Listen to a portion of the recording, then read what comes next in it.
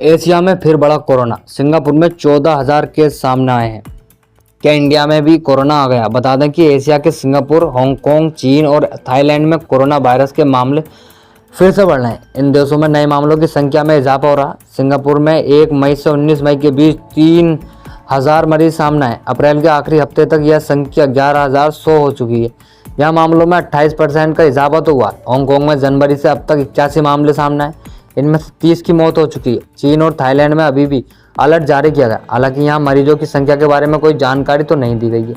भारत में अब तक इससे जुड़े 93 मामले सामने आ चुके हैं।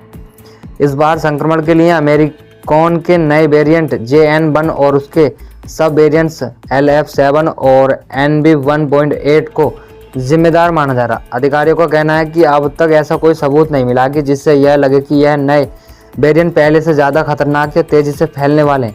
हालांकि उनका मानना है कि यह लहर कमज़ोर इम्यूनिटी वाले लोगों पर अपना असर दिखा सकती है। चीन और थाईलैंड में भी कोविड को लेकर सरकार अलर्ट पर है। चीन में बीमारियों की जांच करवाने जा रहे मरीजों पर कोरोना वायरस पाए जाने के मामले 2 गुने हो गए। लोगों को बूस्टर शॉट लेने की सलाह दी गई है। Chinese centre for disease and prevention के आंकड़ों के मुताबिक कोविड की लहर जल्द ही तेज हो सकती है। वहीं थाईलैंड में 2 अलग अलग इलाकों में तेजी से कोविड केस बढ़ने का मामला आया है। JN1 अमेरिकन के BA.2.86 का एक स्ट्रेन है, जिससे अगस्त 2023 में पहली बार देखा गया था। दिसंबर 2023 में विश्व स्वास्थ्य संगठन यानी कि WHO ने इसे वेरिएंट ऑफ इंटरेस्ट घोषित किया था। इसमें करीब 30 म्यूटेशंस और जो इम्यूनिटी को कमज़ोर करते हैं। अमेरिका के जॉन्स हॉपकिंस यूनिवर्सिटी के अनुसार JN1 पहले के वेरिएंट्स के लिए तुलना में ज़्यादा आसानी से फैलता है, लेकिन यह बहुत गंभीर नहीं है। यह दुनिया के कई हिस्सों में सबसे आम वेरिएंट बना हुआ है। कोविड-19 JN1 के लक्षण कुछ दिनों से लेकर हफ्ते तक कहीं भी रह सकते हैं।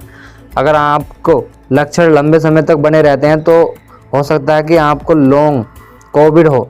यह एक ऐसी स्थिति है जिसमें कोविड-19 के कुछ लक्षण ठीक होने के बाद भी बने रहते हैं। स्टडी के अनुसार JN1 को बेअसर करना इम्यून सिस्टम के लिए थोड़ा मुश्किल तो है। पहले की वैक्सीन या इन्फेक्शन से बनी एंटीबॉडीज इसके खिलाफ कम प्रभावी है, लेकिन XBB ने 1.5 मोनोवैलेंट बूस्टर वैक्सीन JN1 से लड़ने में मदद करता है। WHO के मुताबिक XBB 1.5 मोनोवैलेंट बूस्टर एक कोविड-19 की वैक्सीन है। इसे विशेष रूप से अमेरिकन के XBB 1.5 सब वेरिएंट को पहचानने के लिए डिज़ाइन किया गया। यह बूस्टर शरीर में एंटीबॉडीज़ को बढ़ाता है और JN1 से होने वाली सभी बीमारियों को 19% से लेकर 49% तक रोक सकता है। भारत में अभी कोरोना की कोई बड़ी लहर नहीं दिख रही है। स्वास्थ्य और परिवार कल्याण मंत्रालय के मुताबिक 19 मई 2025 तक इसमें केवल 93 मामले सामने आए। हालांकि सरकार के मुताबिक भारत में कोविड-19 की स्थिति अभी भी कंट्रोल में है। मुंबई डॉक्टरों ने हल्के लक्षणों वाले कुछ मामले देखे, खासकर युवाओं में, लेकिन नई लहर का कोई जानकारी नहीं मिली। भारतीय हेल्थ एक्सपर्ट्स ने पड़ोसी देशों में बढ़ते मामलों को देखते हुए सावधानी बरतने और वैक्सीन लेने की सलाह दी है।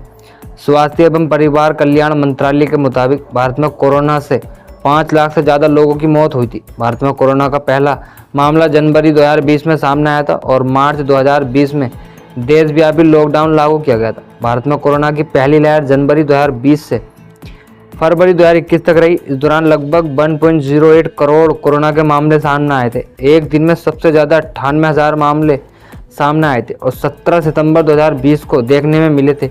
इस लहर में 1,55,000 लोगों की मौत हुई थी। औसतन रोजाना 412 मौतें दर्ज की गई थी।